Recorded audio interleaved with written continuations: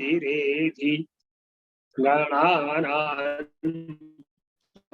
गणपते गुं हवामहे प्रियाणां त्वा प्रियपते गुं हवामहे निधीनां त्वा निधिपते गुं हवामहे वसो मम आहमजानि गर्भधमा त्वमजासि गर्भधम्ब पावकानः सरस्वती बाजे भर्बाजिनीवति जज्ञं वस्तुधिया वशुः हरिः ओम कृष्णेन रजसा वर्तमानो निवेशयन् मृतं मर्त्यं च हिरण्ययेन सवितारथेन देवो जाति भुवनानि पश्यन् हरिः ओम इमं देवा अस्मत्नगुं सुवत्वं महते क्षत्राय महते ज्येष्ठाय महते जानराज्य इन्द्रस्य इन्द्रियाय इममुख्या पुत्रममुख्यै पुत्रमश्यै विषयिकभूमि राजा सोमो अस्माकं ब्राह्मणानां राजा हरिः ओम अग्निर्मूर्धा दिवः कपुत्पतिः पृथिव्या अयम् अपागुं वेतागुं सेजिन्वति उद्भूत्य स्वाग्ने प्रतिजाग्रही त्वमिष्टापूते सगुं स्रजिथामयं च अस्मिन् सदस्ते अद्युतरस्मिन् विश्वे देवा यजमानश्च सीदत बृहस्पते अतिजदर्जो अरिहाद्विमद्विभाति क्रतुबज्जनेभु जदीतयक्षवसरित प्रजात तदस्मा शूद्रमीडन् धेहि चित्रम् अन्नात् परश्रुतो रसं ब्रह्मणा व्यापिवच्छत्रं पयः सोमं प्रजापतिः ऋतेन सत्यमिन्द्रियं विपानकुं शुक्रमन्दस इन्द्रस इन्द्रियमिदं पयोमृतं मधु शन्नो देवीरभिष्टय आपो भवन्तु पीतये संजोरभिस्रवन्तु नः कयानक्षत्र आभुवदूति सदा वृदाः सखा कया सचिष्टया वृता केतुं कृणवन्न केतवे पेशो वर्जा अपेशसे समुखद्रजा यथाः ग्रहा ऊर्जा हुतयोऽभ्यन्तो विप्राय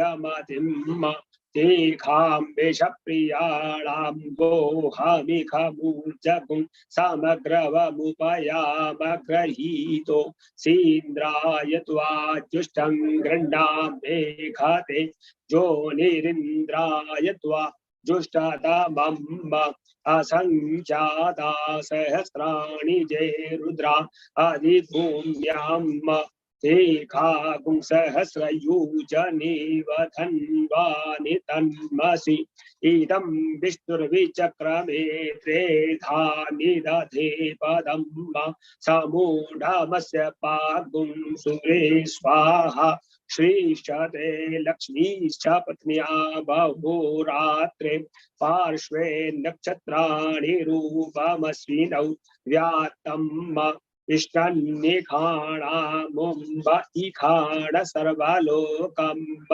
इखाण नमो स्वनन्ताय सहस्रमूर्तये सहस्रपादाक्षिचुरोर्वाहवे सहस्रनाम्ने पुरुषाय शाश्वते सहस्रकोटियुगधारिणे नमः सच्चिदानन्दरूपाय विश्वोत्पत्त्यादिहेतवे तापत्रय विनाशाय श्रीकृष्णाय वयं नमः अज्ञानतिमिरान्धस्य ज्ञानाञ्जनशलाकया चक्षुरुन्मीलितं येन तस्मै श्रीगुरवे नमः गुरुर्ब्रह्मा गुरुर्विष्णु गुरुर्देवो महेश्वरः गुरुः साक्षात् परब्रह्म तस्मै श्रीगुरवे नमः गुरुचरणकमलेभ्यो नमः।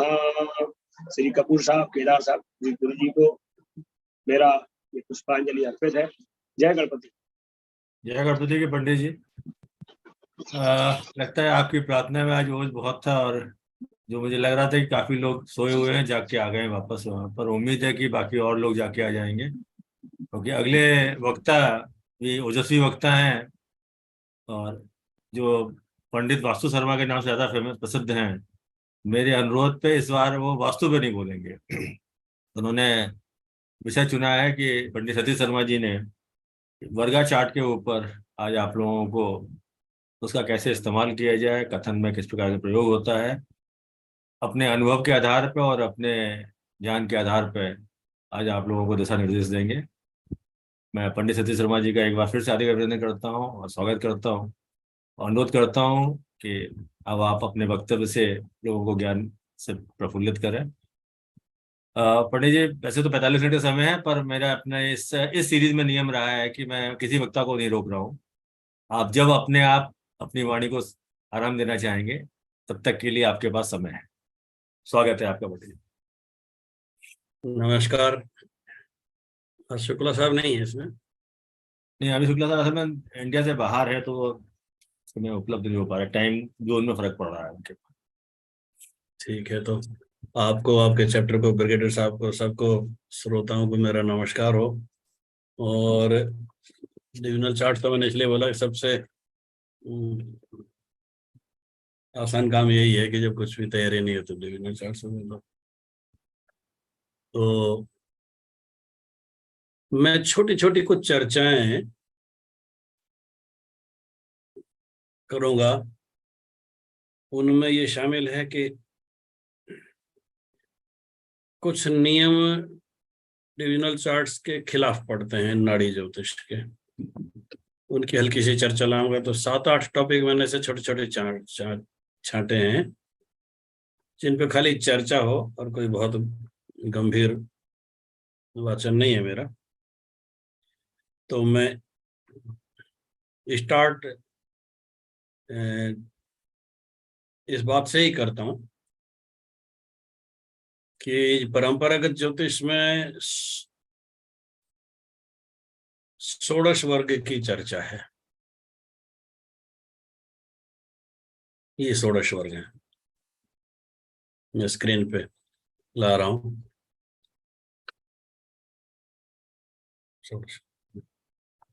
तो 14 वर्ग, षोडश वर्ग हो तो ठीक है।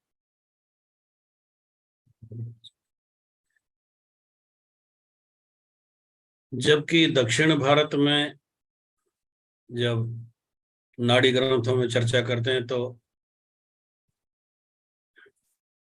एक नाड़ी का विभाजन 150 भाग तक जा रहा है।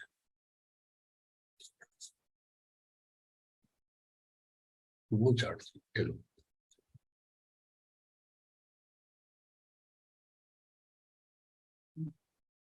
सॉरी, मैं थोड़ा अपलोड करने में टाइम लग रहा है। उड़ा नहीं था, 10 वर्ग है क्या अवेलेबल?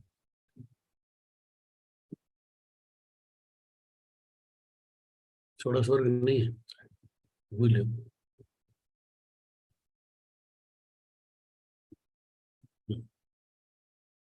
बिल्कुल।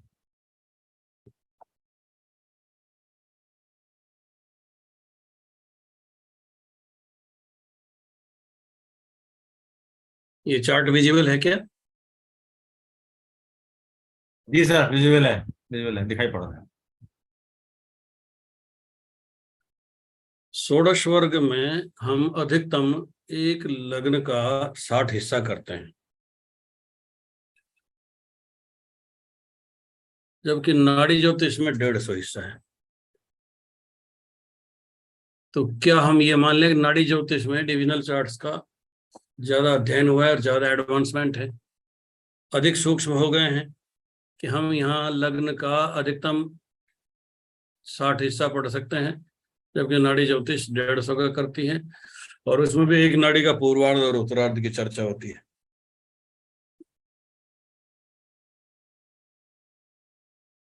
तो हमको सामान्य पराशरी पद्धतियों में बल्कि जेमिनी में भी ये स्वीकार कर लेना चाहिए कि और अधिक डिविजनल चार्ट्स की आवश्यकता है। और नाड़ी ज्योतिष के समकक्ष पाराशरी ज्योतिष को पहुंचाने के लिए ऐसा नहीं है कि पाराशर जी कम बुद्धिमान थे या जेमिनी कम बुद्धिमान थे।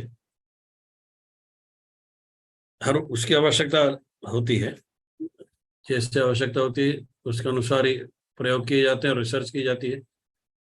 पर मुझे ऐसा लगा कि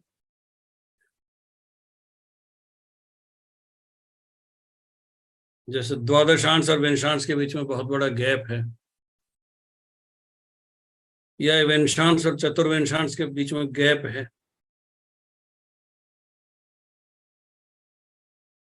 शुरू के जो चार्ट हैं उनमें जन्म लग्न,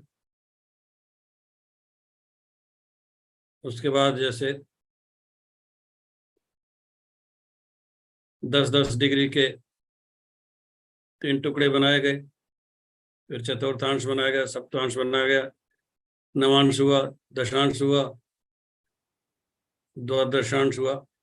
यहाँ तो जल्दी जल्दी वर्ग क्रिएट किए गए एक लगन के, पर द्वादशांश के बाद सीधे गैप हो गया। उस बीच में 3-4 वर्ग क्रिएट किए जा सकते थे, परंतु नहीं किए गए। मैंने कुछ वर्ग क्रिएट करके प्रयोग करने की चेष्टा की,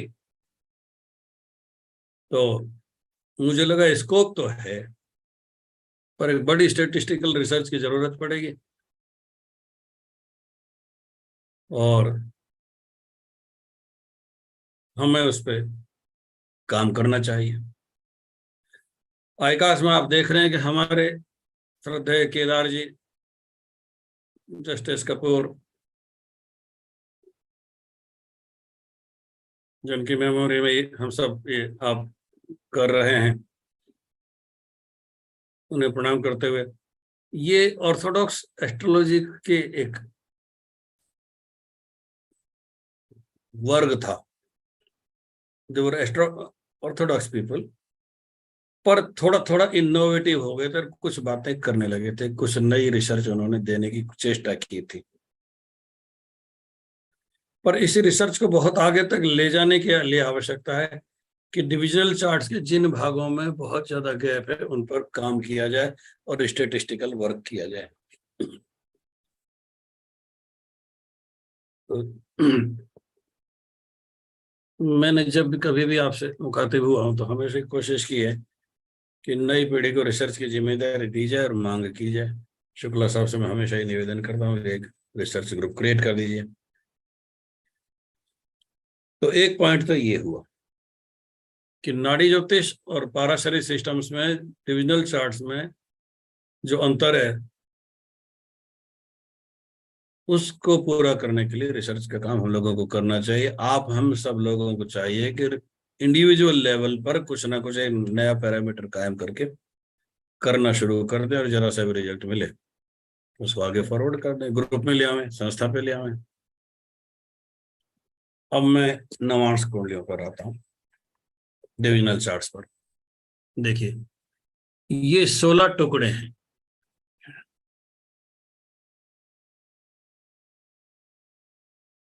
जब लग्न की बात होती है तो केवल एक वर्ग है। जब हम 16 के 16 वर्ग को कंसिडर कर लेते हैं तो वो सीढ़ी चढ़ते चढ़ते आखिर में गोलोक तक हो जाता है। कोई ग्रह 16 के 16 वर्गों में उत्तम हो जाए, अच्छा हो जाए, मित्र राशि में हो, उच्च राशि में हो, तो गोलोक धाम को पहुंच जाता है। यहां एक बात हमको समझना होगा, जब हम वर्गोत्तम कहते हैं तो उसका अर्थ केवल ये नहीं है कि नवांश में ही उसी राशि में हो तो वर्गोत्तम होगा। जिस भी वर्ग में वो लग्न के वर्ग को रिपीट करता है कोई ग्रह, उसे वर्गोत्तम कहा जाना चाहिए। जैसे विवाह संबंध की अगर हम जांच करते हैं तो सीधा हमको चार्ट को नवांश कुंडली पे चला जाना चाहिए कि आप जब विवाह और विवाह से संबंधित सुखों की और हिस्ट्री की जांच करते हैं तो हमको उस वर्ग पे चला जाना चाहिए। और ऋषियों ने एक शब्द गढ़ दिया उसके लिए कि नूनम नवांशे तो कलत्र सौख्यम। पर जैसे ही हम राज्यों की चर्चा करेंगे तो हम सीधे दशांश कुंडली पर चले जाएंगे।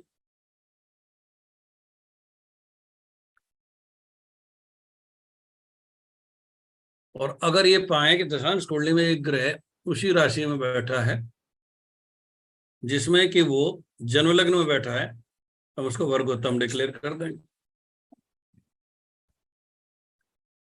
तो 16 के 16 वर्गों में वर्गोत्तम की परिभाषा थोड़ी सी बदलेगी। हम केवल नवांश कुंडली से ही किसी ग्रह को वर्गोत्तम न कहें, अन्य वर्गों को भी कंसीडर कर ले। दूसरा, एक ही कुंडली की जांच करते समय जैसे वो व्यक्ति आपके पास एक पूरा जीवन जानना चाहता है, तो आपको अपने लैपटॉप पे या कंप्यूटर पे स्क्रीन पे ऐसी व्यवस्था रखनी चाहिए कि जैसे ही वो अपनी संतान के बारे में पूछे तो आपको एक साथ जन्म लग्न, चंद्र लग्न, नवांश कुंडली, षोडश वर्ग, षडबल और इनके तुरंत बाद सप्तमांश कुंडली हो।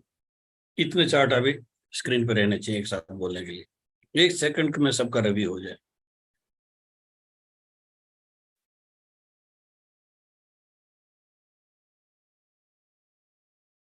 यानी जब संतान की बात पूछ रहे हैं तो इस तथ्य का पालन करते हुए एक साथ नवांश कुंडली आत्मा है, अगर जन्म पत्रिका शरीर है तो नवांश कुंडली आत्मा है, आप इसका पालन कीजिए।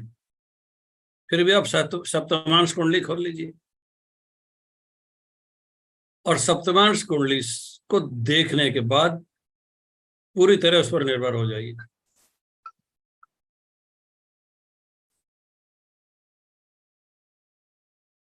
डॉक्टर बीवी रमन ने एक जगह लिखा है कि दृष्टि इत्यादि का अध्ययन वर्ग कुंडलियों से भी किया जाना चाहिए।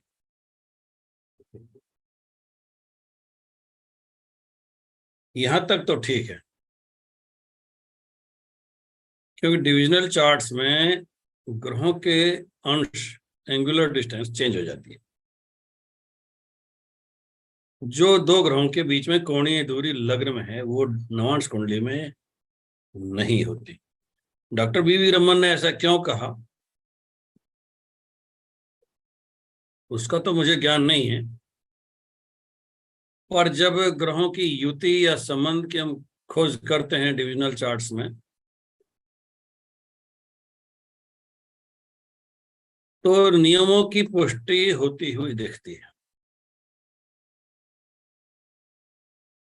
मैंने सबसे ज्यादा अध्ययन इसका किया कि क्या केवल एक वर्गीय कुंडली लेके, जैसे विवाह का पूरा शुरू से लेकर आखिर तक ज्ञान केवल नवांश कुंडली से किया जा सकता है। सरप्राइजिंगली आप ऐसा कर सकते हैं, पर आपको इसके लिए बीच बीच में जन्मपत्री को देखते रहना पड़ेगा, क्योंकि नवांश कुंडली से एक बार में 1 सेकंड में ये देखना मुश्किल होता है कि ग्रह अस्त है या नहीं, ये कितना दूरी है, ये क्या है। तो आपको मूल चार्ट तो हमेशा सामने रखना ही पड़ेगा, और कभी कभी काम आएगा आपको हम पूरी हिस्ट्री का ज्ञान विवाह का नवांश कुंडली से कर लेना चाहिए, आपको सफलता मिल सकती है। जेमिनी ने डिविजनल चार्ट्स को लेकर बहुत बड़े प्रयोग किए। राजस्थान में जेमिनी ब्राह्मण आज भी बहुत हैं।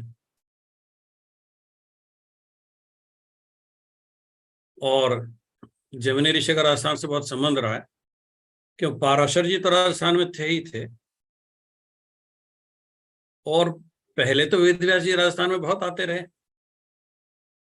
और उनके शिष्य जैमिनी थे। तो पाराशर जी भी बाद में उत्तराखंड में शिफ्ट हो गए थे, पर उनकी मृत्यु यही हुई थी। तो ये बात मानी जा सकती है कि हमको, बहुत सारे लोगों को पाराशर जी के बारे में पता नहीं है कि जंगलों में रहते हुए उनके भेड़ियों से युद्ध हो गया था। पहले तो भेड़ियों ने उनका, पाराशर जी का एक पैर खराब कर दिया, और फिर आखिर में वो भेड़ियों के आक्रमण में ही वो और उनके कुछ साथी शांत हो गए थे। तो ये राजस्थान से लगातार बराबर संबंध बना रहा, और चूंकि पाराशर के पुत्र वेदव्यास के शिष्य जैमिनी थे, एक दर्शन उनके नाम से भी है, उनका संपर्क राजस्थान से बहुत ज्यादा रहा। सबसे ज्यादा क्रांतिकारी ज्योतिषियों का जो वर्ग रहा वो जैमिनी परंपरा है। जिस जैमिनी को हम जानते हैं वो आखिरी थे इस परंपरा के, और जो पाराशर युग में थे, महाभारत युग में थे।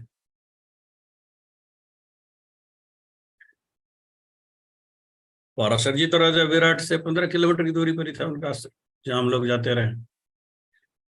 तो उन्होंने, जैमिनी ने कारकांश लग्न की बात कहते ही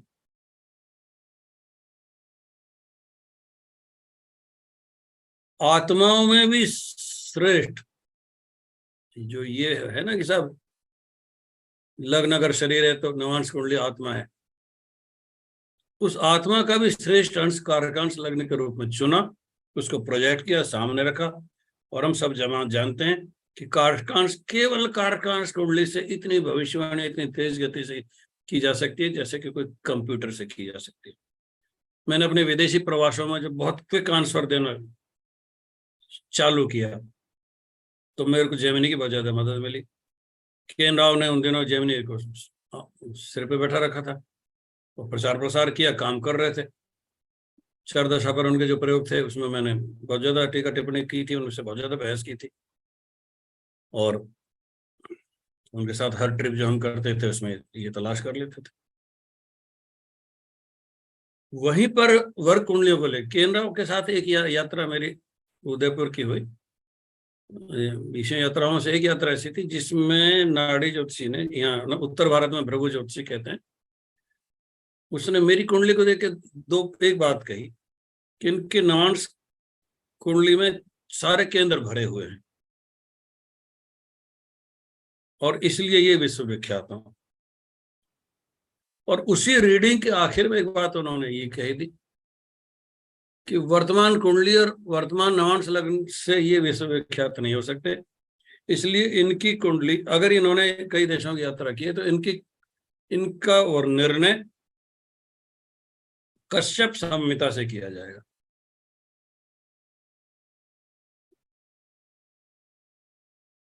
कश्यप का मतलब सूर्य, काश्यप है, सब देवताओं के पिता हैं कश्यप ऋषि।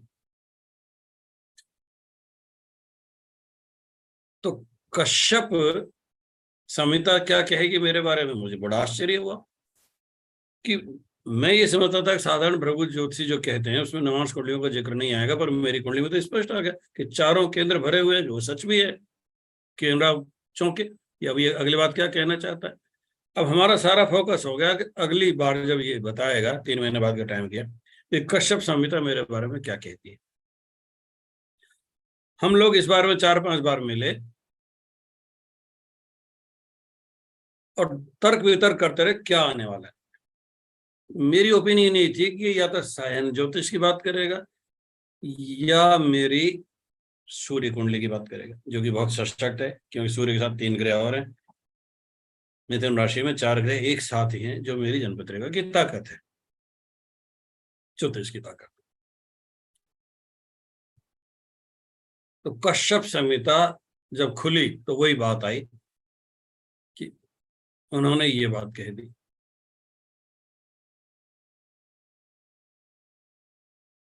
रिपीट वहां भी हुआ कि नवांश कुंडली ये है, परंतु इनका भविष्य कथन सूर्य कुंडली से किया जाना चाहिए। कश्यप जी उसी को प्रधान मानते हैं। ये बात होती, हम कनेक्ट हो गए सुदर्शन चक्र से और फिर आ गए वापस अपने ऑर्थोडॉक्स एस्ट्रोलॉजी पे कि जन्म लग्न, चंद्र लग्न और सूर्य लग्न में से जो प्रधान हो उसी से भविष्य कथन किया जाना चाहिए। तो हमको दिव्य ज्ञान हुआ कि भृगु जी यूं ही नहीं थे, उन्होंने बात हजारों वर्ष पहले पकड़ ली थी, और हमने जब उसको आधार बना लग्न मान कर जब दशाफल को उसमें फैलाना शुरू किया तो घटनाएं सामने आने लगी, पुष्टि होने लगी। फिर जैमिनी पर आता हूं, तो कारकांश लग्न को और बल देने के लिए उन्होंने स्वांश कुंडली का कहना शुरू कर दिया जैमिनी जी ने, यानी सब ग्रहों का नवांश निकाल लो और कारकांश लग्न में उस नवांश कुंडली को पोस्ट कर दो तो स्वांश कुंडली हो गई। आज से 20-50 साल पहले की जब कुंडलियां मेरे सामने आती हैं राजस्थान की, उनमें अनिवार्य रूप से कारकांश और स्वांश कुंडली का प्रयोग होता है, लिखा मिलता है। हम लोग उससे बताना जाने या नहीं जाने। मेरी तो गहरी रुचि थी, तो मैंने राजस्थानी, और राजस्थान में इतनी बड़ी चीज मिल रही है जो देश के किसी और भाग में नहीं मिल रही, तो मैं क्यों नहीं रुचि लूं। पर अब वो पंडित चले गए जो स्वांश कुंडली को देखते ही बोलने लगते थे। पर मैंने जैमिनी ज्योतिष का खुल के प्रयोग विदेशों में किया। एक लड़की मेरे सामने जर्मन आई, मैंने उसके कारकांश लग्न में बृहस्पति देखे और बुध देखे। मेरे को एक सेकंड में जैमिनी याद आया, मैंने कुछ भी नहीं देखा और खट से बोला कर्म ज्ञान निष्ठा वेद विदश्च और बुधेन मीमांसक। यानी कारकांश लग्न में या कारकांश लग्न से पंचम में बृहस्पति है तो क्या मिलेगा? कर्म ज्ञान निष्ठा वेद विदश्च। कर्मशील, कर्मरतम परोपकारकम च, कर्मशील परोपकारी हमेशा करता रहे। कर्म ज्ञान, ज्ञान का मतलब आप जानते हैं, कर्म ज्ञान निष्ठा सिंसियरिटी, सिंसियर मिलेगा। कारकांश लग्न में जिसके बृहस्पति है वह नवांश, वह कीमती नवांश जिसमें जिससे एक साथ इतने गुण मिलते हैं, जिसमें वो कारकांश लग्न है और वो नवांश एक सिंसियर मिलेगा, लाइफ लॉन्ग सिंसियर, 20-30 साल जुड़ा रहेगा, किसी से भटकेगा नहीं। वेद वेदश्च, वेद वेद। अब जर्मन लड़की के लिए मैं कैसे कहूँ वेद पढ़ेगी? इसमें मैंने कॉम्प्रोमाइज किया कि वेदांग पढ़ेगी। हम लोग यही तो कर रहे हैं, पहले वेदांग पढ़ रहे हैं फिर वेदों में रुचि होती। आयकाश का जितना भी स्टफ है वो उनको उसको वेदांग पढ़ा रहे हैं। वेदांग ज्योतिष के जो सबसे महत्वपूर्ण प्रणेता थे महात्मा लगत थे, वैदिक ऋषि थे। तो वेद वेदस, तो उस लड़की के लिए मैंने भविष्यवाणी की और पुष्टि के लिए मैंने कारकांश लग्न में बुध को पकड़ा। बुधेन मीमांसक है। परंपरागत मीमांसा का अर्थ है वेदांत, पूर्व मीमांसा उत्तर मीमांसा। एक वो जिसको हम शंकराचार्य और वेदव्यास का मत मानते हैं, और एक वो जिसमें कुमारिल भट्ट आता है, जिसमें वेद को अपौरुषेय कहा गया है और वेद को ही प्रथम माना गया है और उसी की पूजा है, यूं मान लो। वो कर्मकांड की प्रतिष्ठा है। तो पूर्व मीमांसा और उत्तर मीमांसा में ये दो आते हैं वेदांत के जो मत हैं, वैदिक जो मत हैं मीमांसा के, ये प्रथम, ये भारत के दो प्रमुख दर्शनों में से हैं। तो मैंने उस लड़की के लिए कारकांश लग्न में 2 ग्रहों को लेकर भविष्यवाणी की कि ये लड़की ज्योतिष सीखेगी। बहुत बड़ी रिस्क ली मैंने, जिसको कोई कल्पना भी नहीं कर सकता था। अब मैं तो कह के और आ गया कि गलत हुआ तो दोबारा नहीं बुलाएंगे कभी, और 5-7 दिन वर्ष में फल गई मेरी बात, तो वो लड़की मेरे पास आई रहेगी। ज्योतिष सीखना है तो आईकाश से कांटेक्ट करेगी, सबसे पहले मेरे पास आएगी। मेरे दिमाग में ये था आएगी तो भारतीय विद्या भवन का रास्ता दिखा देंगे, तब भारतीय विद्या भवन ही था। तो उसके बाद में आईकाश का अपने इतने सारे चैप्टर आ गए। तो यानी डिविजनल चार्ट्स का सबसे अच्छा प्रयोग जेमिनी ने किया। केवल एक नवांश से ही इतने सारे बात बता दी। कर्म ज्ञान निष्ठा वेद विदस्य, और बुध है तो ये, शुक्र है तो ये, सूर्य है तो, अब सूर्य को लेके कह दिया। देखिए कितनी महत्वपूर्ण बात है। तत्र रविना राजकार्य पर है। कारकांश लग्न में सूर्य हो तो राजकार्य करेगा।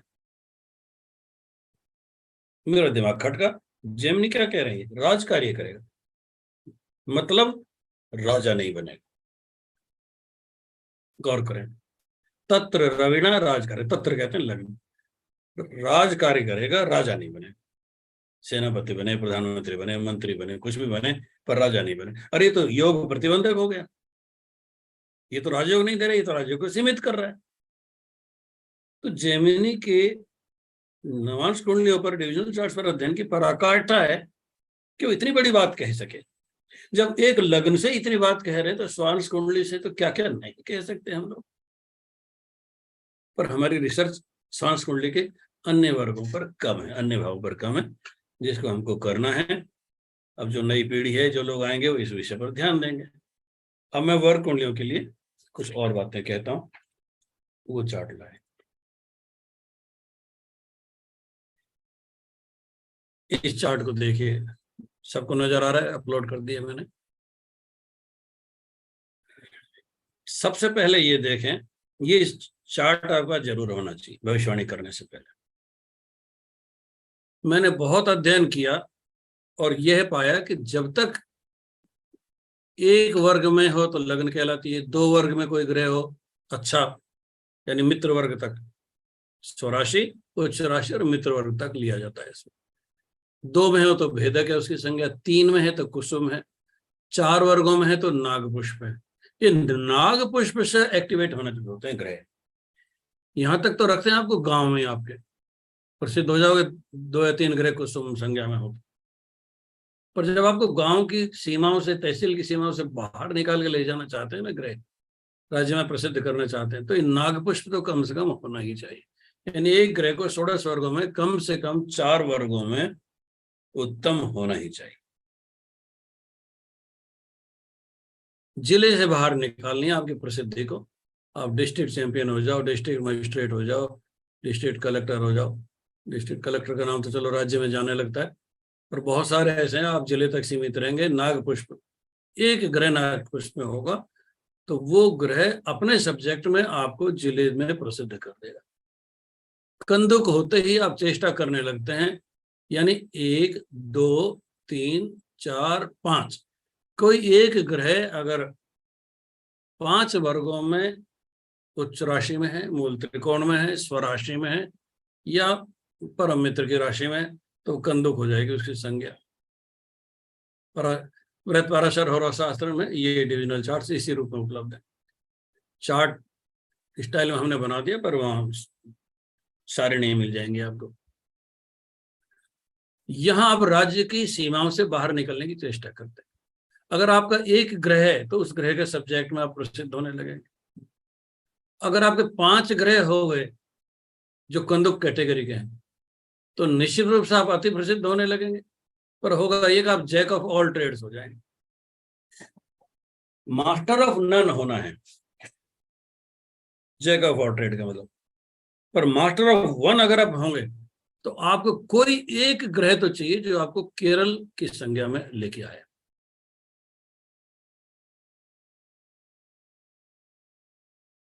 यानी आपने एक परीक्षा दी 10वीं की, 12वीं की, बोर्ड की,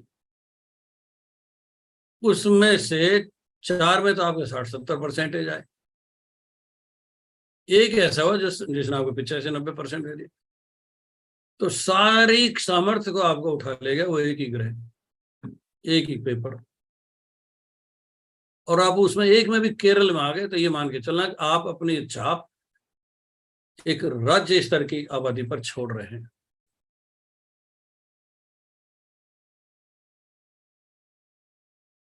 और जब आप सिद्ध कहलाओ, हाँ ये he is the right person, ये है कल्प वृक्ष। एक भी ग्रह सारी कुंडली में, और चाहे सारे इनमें फंसे रहे, एक भी ग्रह कल्प वृक्ष हो गया ना तो आपकी ख्याति राज्य से बाहर जाने लगती है। तो ये बड़ा अनुभव है मेरा कि एक ग्रह तो ज्योतिषी को प्रसिद्ध होना है, हमको नौकरी में प्रसिद्ध होना है, हमको बिजनेस में प्रसिद्ध होना है, हमको ब्रांडिंग चाहिए, हमको इमेज बिल्डिंग चाहिए, हमारा ब्रांड खड़ा होना चाहिए। ढूंढो सबसे पहले। कोई आता है ना इंडस्ट्रियलिस्ट के साथ, मैं फैक्ट्री में एक चीज बना रहा हूँ और आज तक तो मैं जॉब वर्क ही कर रहा हूँ, कैसे करूँ?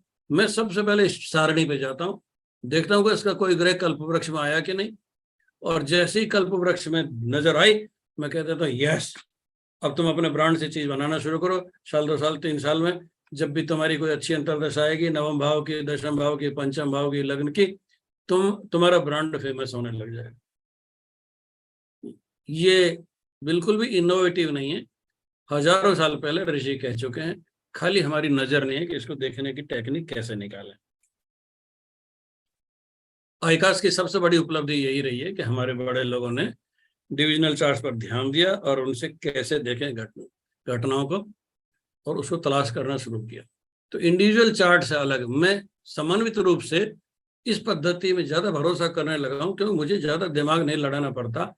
आजकल कंप्यूटर एक टेबल दे देते हैं, 1 सेकंड में सामने आ जाता है। हालांकि सॉफ्टवेयर्स में गलतियां बहुत सारी हैं आजकल, तो मैं व्यक्तिगत परीक्षण भी करता हूं, पर एक बार तो रिजल्ट लेने के लिए, अब वो कल्प वृक्ष नहीं हो गया, चंदन हो गया या केरल हो गया, ये हो सकता है, कंप्यूटर रिजल्ट तो देगा ही। आपको अधिक एक्यूरेसी के लिए आप कंप्यूटर को मालिक मत बनाइए, आप कंप्यूटर को नौकर बना के रखिए, तब जीत में रहेंगे। मशीनें भी गलती कर दी, मशीनों में भेजा जिनने डाला है वो भी गलत हो सकते हैं। तो अब यहां तक 95% स्टाफ यहां तक से लड़ जाता है, कल्प वृक्ष तक। आप में से बहुत सारों के मन में जिज्ञासा होगी कि ये जो प्रसिद्ध नाम है आपके ज्योतिष जगत में, आईकास के या बाहर के, वो किस कैटेगरी में आते होंगे? मैं बताता हूं आपको।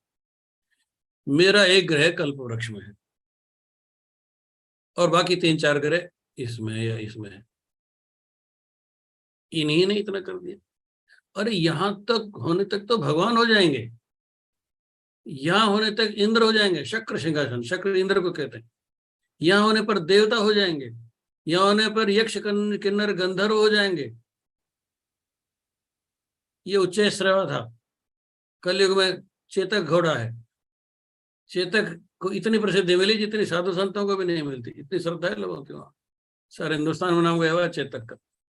खैर ये उच्चैश्रवा तो वहां से समुद्र मंथन से निकला था, इंद्र का अश्व है। अमिताभ बच्चन का एक ग्रह पूर्णचंद्र है। इंग्लैंड के प्राइम मिनिस्टर का एक ग्रह चंदनवन में है। अमिताभ बच्चन का एक ग्रह पूर्णचंद्र है।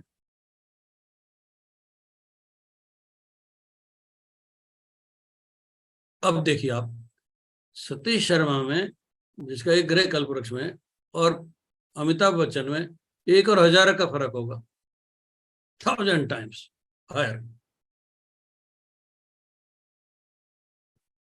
सतीश शर्मा को एक बहुत बड़ा वर्ग हिंदुस्तान में जानता है, पर अमिताभ बच्चन को इतने लोग जानते हैं जितना शायद अपने प्राइम मिनिस्टर को नहीं जानते। एक आध प्राइम मिनिस्टर एक्सेप्शन आ गए हैं अपने, जो इन कलाकारों के भी बड़े कलाकार हैं। अमेरिका में जाके धूम मचाया है। पर हमारे ऐसे प्राइम मिनिस्टर भी तो थे ना जिनको बहुत सारे स्कूली बच्चों को उनका नाम ही नहीं पता होता था। तो ये बात समझने की है कि देखो, केरल के बाद से 1, 100, 1000, लाख, करोड़, अरब, पद्म ऐसे बढ़ती बढ़। यानी एक भाषा में मैं ये कह रहा हूं, 1 लाख, 1 करोड़, 10 करोड़, 100 करोड़, 1000 करोड़, 10,000 करोड़। एक जनपत्रिका 10 लाख से 10,000 करोड़ पर कैसे जंप करती है, उसको अगर समझना है तो आपको षोडश वर्ग के इस चार्ट की मदद लेनी ही चाहिए।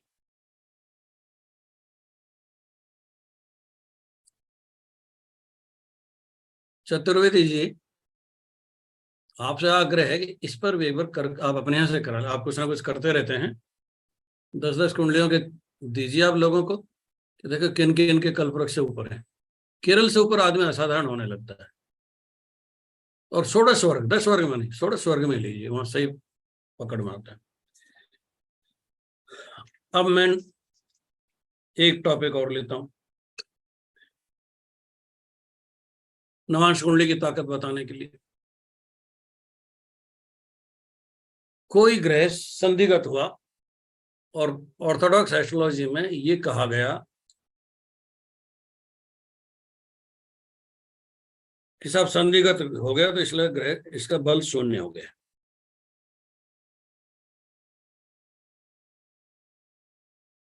मैंने इसका अपवाद खोजने शुरू की, ऐसा कैसे हो सकता है कि किसी ग्रह की 0 वैल्यू हो जाए। एक फिजिकल एंटिटी है, एक ग्रह है, एक देवता मानने लगे हम उसको, उसकी 0 वैल्यू कैसे हो सकती है? संधिगत होने पर फल शून्य हो जाए, इसका अपवाद जरूर मिलना चाहिए। तो मैंने एक फार्मूला पकड़ा कि साहब कोई ग्रह चर राशि में हो तो उसका पहला नवांश ही वर्गोत्तम होता है। अगर स्थिर राशि में हो तो 5वां नवांश वर्गोत्तम होता है, और द्विस्वभाव राशि में हो और शुरू के 3 डिग्री 20 मिनट में ही हो तो क्या होगा? परंतु वर्गोत्तम तभी होगा जब आखिरी 26, 40 से 30 डिग्री तक अगर होगा तो 9वां नवांश वर्गोत्तम होता है। पैरामीटर नंबर 1, 26, 40 से 30 डिग्री के बीच में जब ग्रह होगा तभी तो संधिगत होगा ना। या 1 डिग्री पर 2 डिग्री पर हो किसी राशि में तो संधिगत हो सकता है। जब तो हम 2 ग्रह उठा लिए कि द्विस्वभाव राशि की आखिरी अंश वाला ग्रह, और ये देखा कि संधिगत होकर 0 हो जाता है या ये वर्गोत्तम नवांश में होने का फल देता है। ऐसा कैसे हो सकता है कि कोई ग्रह वर्गोत्तम हो नवांश कुंडली में या किसी भी वर्ग में और वो फल ही नहीं दे? अवश्य देगा। पर जैसे हम ये कहते हैं तो ज्योतिष ग्रंथों में इस कहे गए इस तर्क का खंडन होता है कि संधिगत ग्रह शून्य फल देते हैं या कम फल देते हैं। तो हमको इस बात पर ध्यान देना चाहिए कि संधिगत ग्रह अगर वर्गोत्तम की कैटेगरी में आ जाए तो मेरा जीवन भर का अनुभव यह है कि वो वर्गोत्तम होने का फल निश्चित देगा और संधिगत होने के दोष से शाप से मुक्त हो जाएगा। इसके परीक्षण के लिए आप एक काम और करिए, उस ग्रह के षडबल के नाप और कर लीजिए। कोई ग्रह चाहे अस्त हो चाहे नीच में हो, अगर षडबल में वो शानदार है, 60 का बल मिल गया, ज्यादा मिल गया, 90 या 100 का बल मिल गया, 1.10 हो गया, 1.5 हो गया, 1.15 हो गया, तो मान के चलना बहुत सारे दोषों से मुक्ति हो जाएगी और वो पूरा फल देने में समर्थ हो जाएगा। तो यानी 2 चीज टेकअप करें आप। कोई ग्रह जब संधिगत हो तो ये मान के चले कि अगर वो वर्गोत्तम हो गया है या अच्छा उत्तम हो गया है तो अवश्य फल देगा, 0 संधिगत होने का कारण से 0 नहीं हो जाएगा। और इसकी पुष्टि के लिए आप षडबल की गणना जरूर करें। अगर वो ग्रह षडबल में भी उत्तम हो और उधर डिविजनल चार्ट में उत्तम हो गया हो तो संधिगत होने के दोष से मुक्त हो जाएगा, वो निश्चित रूप से फल देगा। संधिगत होने के कारण वो इस भ्रम में रहता है ग्रह कि मैं इधर जाऊं या उधर जाऊं, इस राशि से उस राशि में जाऊं तो किसका फल देऊं, उस दोष से मुक्ति ग्रह को मिल जाएगी। आप निश्चिंत होकर अपना भविष्य कथन कीजिए। एक तो ये बात हुई। फिर नवांश के अलावा भी जो और वर्ग हैं उनमें सब ग्रंथों में और सारावली में जो कहा गया है, एक सारावली में बहुत अंतर है। मेरी आप सबको सलाह है कि डिविजनल चार्ट्स पर स्टडी करने के लिए बृहद पाराशर होरा शास्त्र जैसे ग्रंथ, फलदीपिका जैसे के अलावा आपको पाराशरी जरूर पढ़नी चाहिए। ये सारावली में कुछ फल अलग दिए गए हैं और वो कमाल के, पर मैंने उनको फलित होते देखा। उनमें टर्मिनोलॉजी ज्यादा है, कुछ शब्द ज्यादा है हर वर्ग के लिए, कुछ नए भी हैं जो पाराशरी में नहीं है। Parashar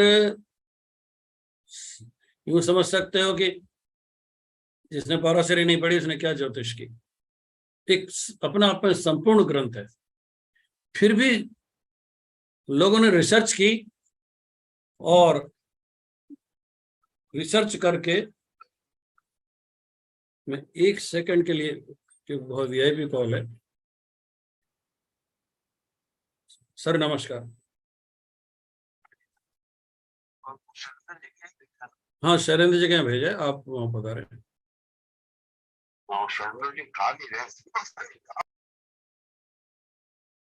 from Lucknow to Delhi for this only. वो काम में लगे थे, फिर बोले मैं पहुंच रहा हूँ, तो उठा लेंगे, थोड़ी देर में उठा लेंगे। आप तो निश्चिंत होकर।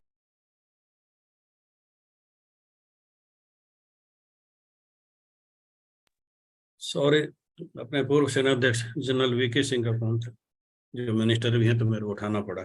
वीआईपी के तो आज के देवता तो यही है। तो सारावली में कुछ जो ग्रहों का वर्णन है, कुछ वर्गों का वर्णन है, मैं 1 सेकंड में आपको पढ़ के सुनाता हूँ।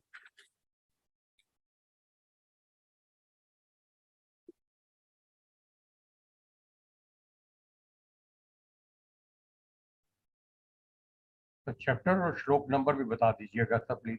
जी हाँ, बताऊंगा। अति महत्वपूर्ण है, इसलिए मैंने इस टॉपिक को ले लिया।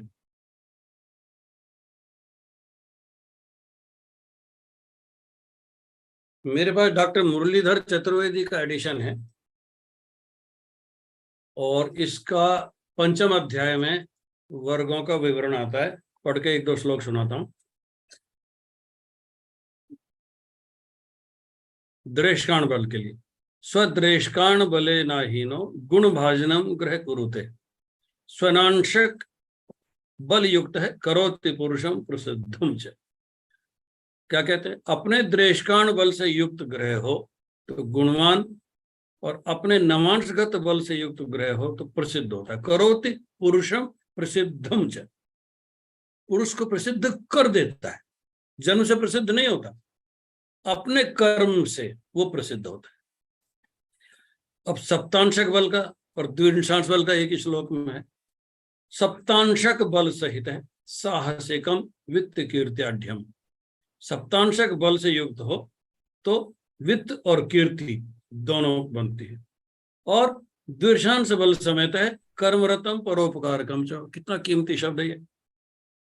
द्वादशांश का तो सोचते माता पिता का फल ले उससे। सरावलीकार क्या कहते हैं कि कर्मठ और परोपकारी बनाता है। कर्मरतम, कर्मरतम का मतलब पूरे 100 साल काम करता रहेगा, मरने तक 14-16 घंटे काम करेगा। और परोपकार कम, परोपकार कौन करता है? चैरिटी वही करता है जिसके पास सरप्लस मनी हो। दान लेके आजीविका करने वाला चैरिटी नहीं करता। चैरिटी की एक शर्त है कि उसके पास अपना पेट भरने के अलावा 2 पैसा बचा हो, इसका मतलब वो धनी होगा। परोपकारकम चैव का मतलब वो धनी भी होगा। ये निहित शब्द छिड़े हैं। एक और भी शानदार है, वो और भी बढ़िया है। ये कहता है, बस इसे एक का ही बताऊंगा, त्रिंशांश का। त्रिंशांश बलेन यथा विकसत सौख्यम गुणान्वितम कुर्यात। त्रिंशांश बल से युक्त ग्रह, अब तक तो त्रिंशांश को हम क्या समझते हैं? अरिष्ट ज्ञानम। और ये क्या कहते हैं सारावलीकार? विकसत सौख्यम, सुख विकसित होता है। आज साइकिल ली, फिर स्कूटर लिया, फिर कार ली, फिर हवाई जहाज। विकसित सौख का ये मतलब है। और गुणान्वितम कुर्यात, गुणी होता चला जाता है। पहले 1 डिग्री करी, फिर दूसरी डिग्री करी, फिर जैमिनी ज्योतिष पढ़ी, फिर पाराशरी पढ़ी, फिर ये पढ़ लिया, फिर ये पढ़ लिया, फिर संसार के सारे ग्रंथ पढ़ लिए। ये विकसित सौख्य। और गुणान्विता होना। तो ये चीज आपको जरूर अध्ययन करनी चाहिए। वर्ग कुंडलियों में सारे ग्रंथों में कुछ ना कुछ नया नया बताया गया है, तो उसकी तरफ आपको जाना चाहिए। तो यूं करके अब 2 लाइन और बोल के मैं, क्योंकि टाइम हो रहा है और इसकी माफी नहीं मिलेगी, तो मैं 2 बात कहता हूँ। जेमिनी को लेके, जेमिनी ने एक बात कही है कि वर्ग कुंडलियों को महत्व देने के लिए जेमिनी से अच्छा कोई नहीं है। रोगेश तुंगे नवांश वृद्धि, अगर अष्टमेश उच्च राशि में हो, रोगेश बोलते हैं अष्टमेश को, रोगेश तुंगे नवांश वृद्धि, अगर अष्टम का ग्रह एक उच्च में हो जाए तो 1 नवांश की आयु बढ़ जाती है। नवांश वृद्धि शब्द है, कितना महत्व दिया उन्होंने नवांश को। दूसरा, पूर्णेंदु शुक्र और 1 राशि वृद्धि, यानी पूर्ण इंदु और शुक्र हो, पूर्ण चंद्रमा और शुक्र चंद्रकलाओं से युक्त, तो 1 राशि के बराबर आयु बढ़ जाती है। तो कम से कम बहुत सारे योग ऐसे हैं जो केवल वर्गों पर ही आधारित है, केवल नवांश पर ही आधारित है, केवल दशमांश पर ही आधारित है। आपको ये करना होगा कि जैसे अटल बिहारी वाजपेयी जब प्रधानमंत्री बने तो मैंने देखा कि उनकी दशांश कुंडली में जब राहु और शुक्र बैठे थे, तो राहु और शुक्र की अंतर्दशा में ही वो प्रधानमंत्री बने। आप किसी की भी शादी देखो तो जन्म पत्रिका से पुष्टि नहीं हो तो नवांश कुंडली में देखो, उसकी शादी के समय जो दशा अंतर्दशा थी उसका संबंध सप्तम भाव के से होना ही चाहिए, D9 के सप्तम भाव से होना ही चाहिए। किसी को राजयोग है या पहली कमाई करनी है तो उसका संबंध दशांश कुंडली के दशम भाव से होना ही चाहिए। किसी के संतान प्राप्ति का योग देख रहे हो या संतान की उन्नति का योग देख रहे हो तो चल रही दशांतरदशा का संबंध उसके पंचम भाव से होना ही चाहिए। ये जन्म कुंडली नहीं कहेगी, ये सप्तमांश कुंडली से टेस्ट किया जा सकता है। अगर चल रही दशा का संबंध सप्तम भाव से या पंचम भाव से या दशांश कुंडली से नहीं मिले तो उस वर्ग को मानने से इनकार कर दीजिए। वर्ग कुंडली एक आगे या पीछे के वर्ग की बनेगी, आगे या पीछे होगी, उसमें संशोधन करके ही आप करें। दूसरा, आप जरूर करें कि साहब नष्ट जन्मपत्र तैयार करना है, तो मैं क्या करता हूं, मेरी पद्धति यह है कि मैं केवल 2 वर्ग टेस्टिंग से पकड़ लेता हूं कि इसका सही टाइम क्या है। पहला तो देखो उसकी नवांश कुंडली, सबसे पहले ये सप्तम D9, उसका विवाह का तारीख पूछता हूँ, महीना और वर्ष, तारीख की जरूरत नहीं है। और अगर उसके D9 और उसका चल रहा है जो दशा संबंध, दशा अंतरदशा, प्रत्यंतर में देखिए दशा और अंतरदशा, तो मान के चलिए उन दोनों में तालमेल हो गया तो वो टाइम सही है। फिर भी उसकी पुष्टि के लिए दशांश कुंडली और देखता हूँ, तो मैं पूछता हूँ पहली कमाई कब करी, तो उसने कहा सब तब करी, पर वो इसमें दिख नहीं रही है डिविजनल चार्ट में। मैंने कहा पहली कमाई वो जो स्थिर हो, यानी पहली नौकरी अगर 10-5 साल चली हो तो दिखेगी डिविजनल चार्ट में, वरना नहीं दिखेगी। तो दशांश कुंडली के दशम भाव में स्थित ग्रह, दशम भाव से के स्वामी से युद्ध करने वाले ग्रह, दशांश कुंडली के दशम भाव को देखने वाले ग्रह की दशा अंतरदशा में ही जॉब मिलेगा, ये तय है। इस तरह से अगर 2 वर्गों से भी आप जन्म पत्रिका की जांच कर लेते हैं और करेक्ट आती है तो ये मान के चलना कि आप उसके जन्म समय के आसपास पहुंच गए हैं। इतना कहते ही मैं उनको प्रणाम करते हुए केदार जी को और जस्टिस कपूर को एक साथ